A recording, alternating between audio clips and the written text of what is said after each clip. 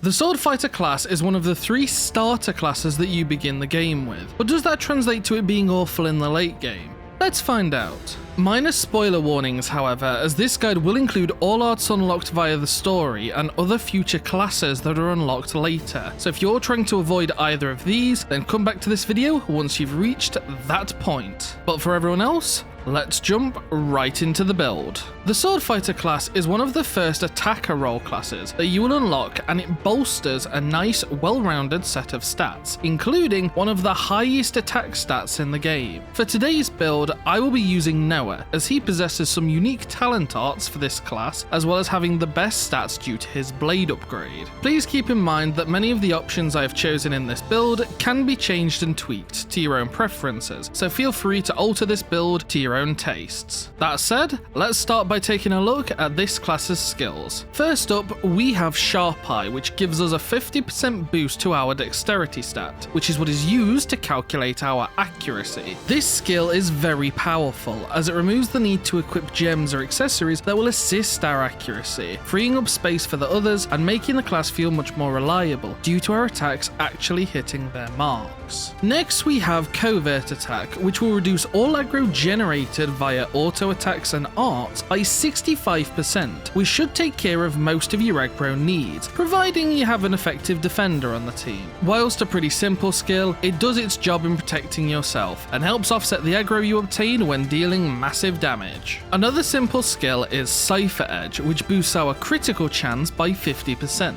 This may sound amazing, but the Swordfighter class actually has a rather low crit rate, being only around 23%.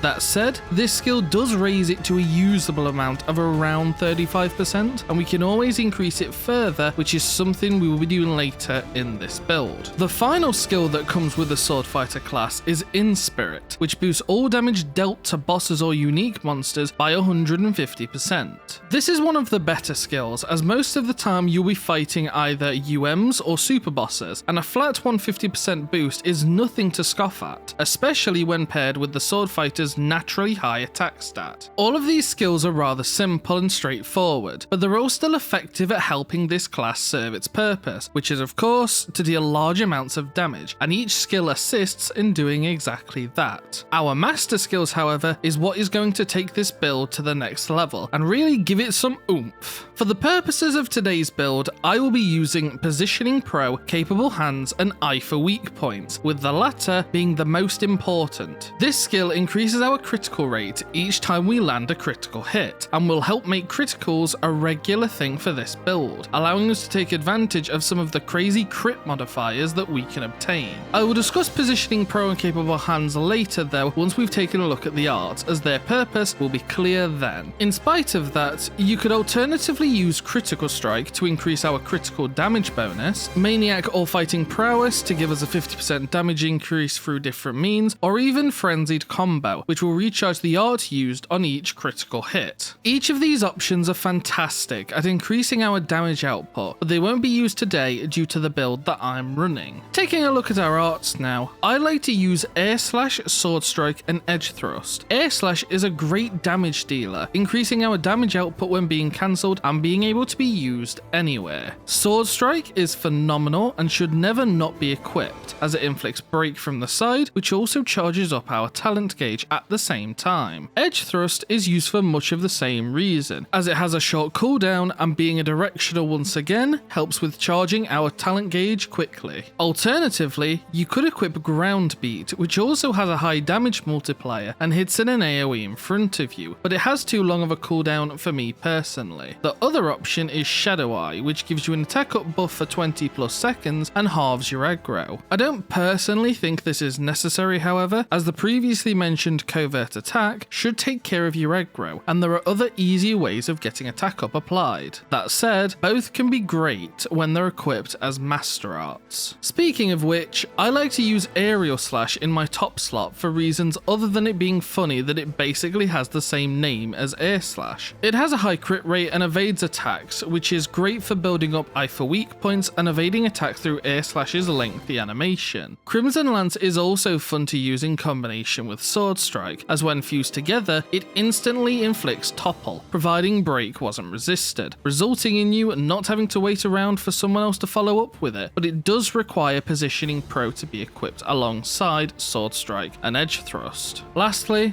I like to use Violent Flurry in my last slot, as it deals good damage and can ignore defense of the enemy, whilst also being a physical art. Other options you may want to consider, however, are Night Hunt, which is great if you're still worried about aggro, Oriel if you don't have a Signifer on the team, or No Love Lost, which inflicts physical res down, which would apply to all of your arts except itself. That just leaves our Talent art, which is as standard Overclock Buster. This art is very situational, as it can deal massive amounts of damage, but only if the enemy is dazed, something that doesn't happen often as launch is objectively better. This is why we're using Noah today, as he possesses Unlimited Sword and Infinity Blade, two arts which are universal among classes, but are infinitely better than Overclock Buster. Infinity Blade is a great straightforward damaging option, being AoE and ignoring the enemy's defense to deal more damage consistently. Alternatively, you can use Unlimited Sword, which is what we'll be using in today's build. When activated, this replaces all of our arts with new ones that are much stronger than before, whilst also granting us temporary invincibility, at the cost of it taking a long time to charge up. This is why we chose to run Capable Hands, to have access to this power at the start of battle, along with Positioning Pro to speed up the process of charging it up. These arts are all designed to deal massive amounts of damage to the enemy, whilst also providing the utility to break and topple them, preventing them from attacking and setting them up for follow-ups such as launch. Moving on to our accessories, I firstly like to have a Break Brooch equipped, which is invaluable with helping us trigger combos and setting up launch for chain attacks. Most endgame enemies have sky-high resistance to debuffs, including break, so this is absolutely necessary. Next for this build, I will be using the Mercury Rings, which bumps our critical chance up to 50%, and when paired with Eye for weak points, will make criticals virtually guaranteed. Finally, I also like to use the Saturni Rings to increase the sword fighter's already high attack stat even further. All attacks use this stat to calculate their damage values, so increasing it by such a considerable amount is better in this case than using some other accessory like Hero Van Braces or Lune Rings. To finish off this build, we now just need to look at our gems. Analyze Weakness is incredible and will really help us see some big damage numbers on our crits, increasing the 1.25 multiplier to a nice 1.95.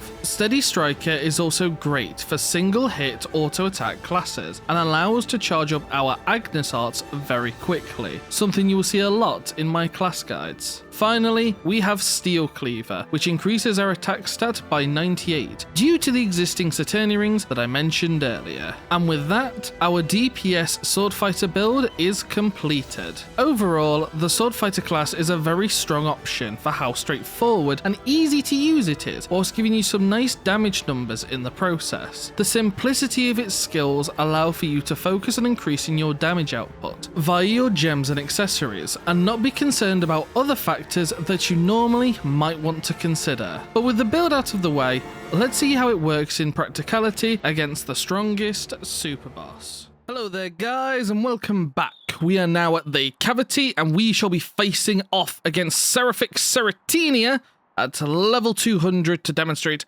how fecking amazing the Swordfighter class is. So let's get right into it and start the battle. So the Swordfighter class is very interesting, and this build that we've got is also very interesting. We're going to start off by trying to get the break. We didn't, unfortunately, hit it. Let's go for an air slash. We missed the air slash. Level 200, our accuracy can be a bit hit and miss sometimes. Holy moly. Using that already? Okay, well, let's shake off the break.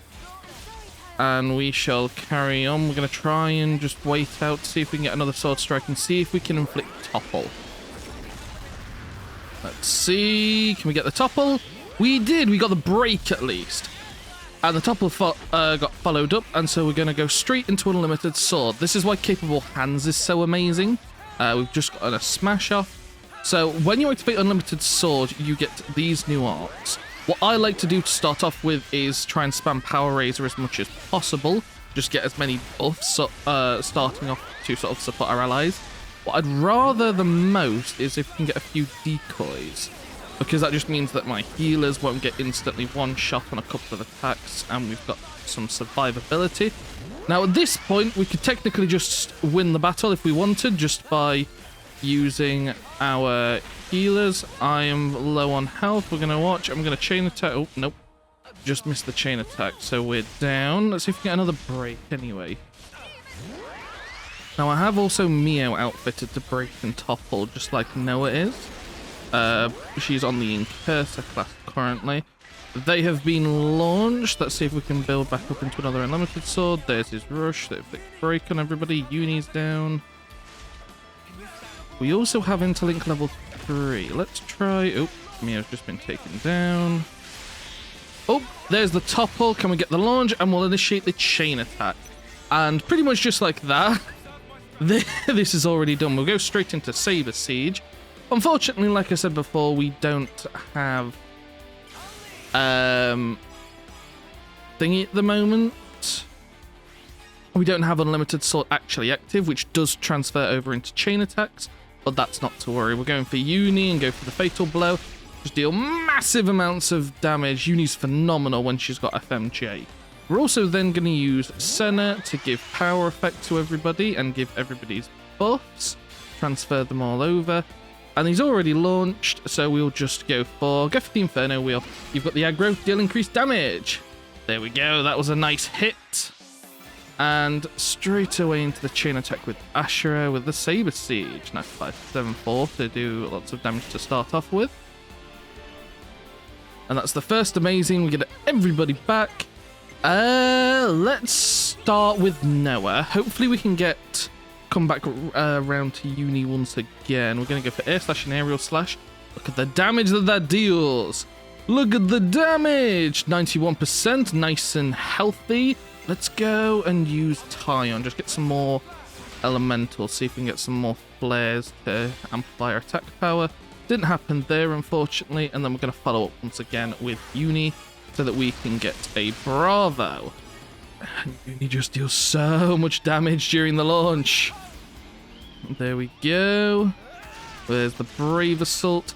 Now we're ignoring 100% of the enemy's defense at all times, which is very useful. I'm not sure exactly what defense we are nullifying. I imagine they've got their own internal modifier, but yeah.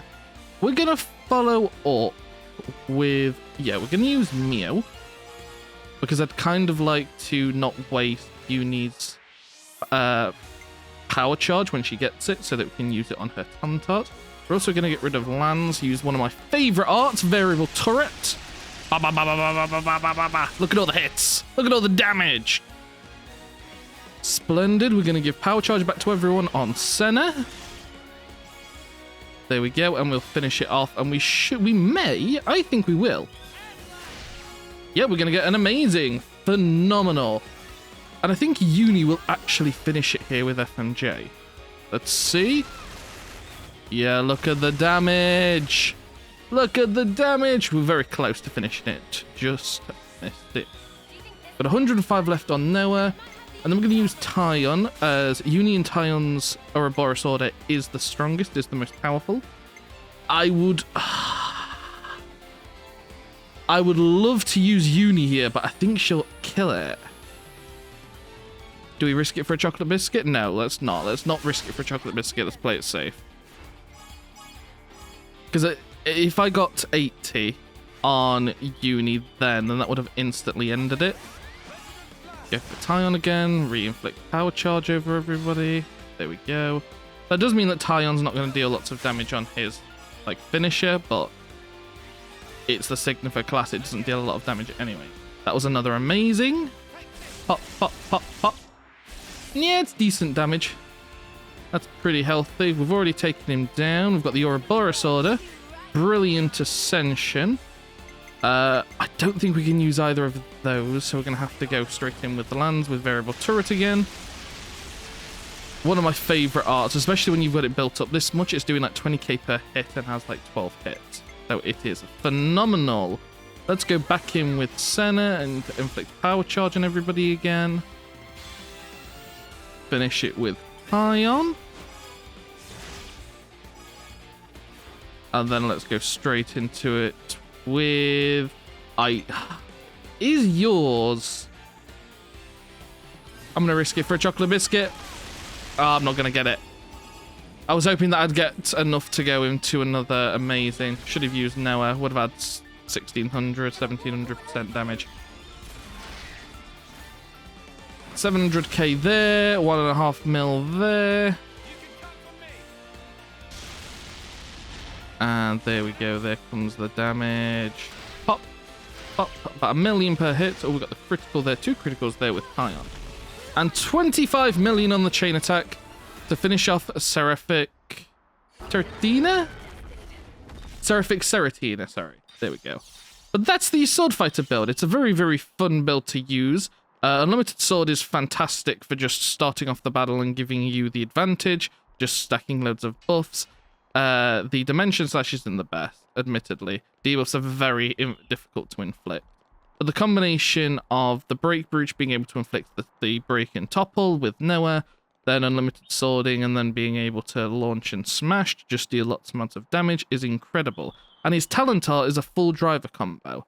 So if you can manage to actually get his Talent Art with Unlimited Sword, then you just deal fantastic amounts of damage. But I hope you've enjoyed this guide. I hope you found this helpful. If you have, please click that subscribe button down below and the notification bell so you can stay up to date with all of my future Xenoblade 3 class guides. We should be doing Zephyr some point soon. I hope to see you all then. Goodbye for now, guys. Peace.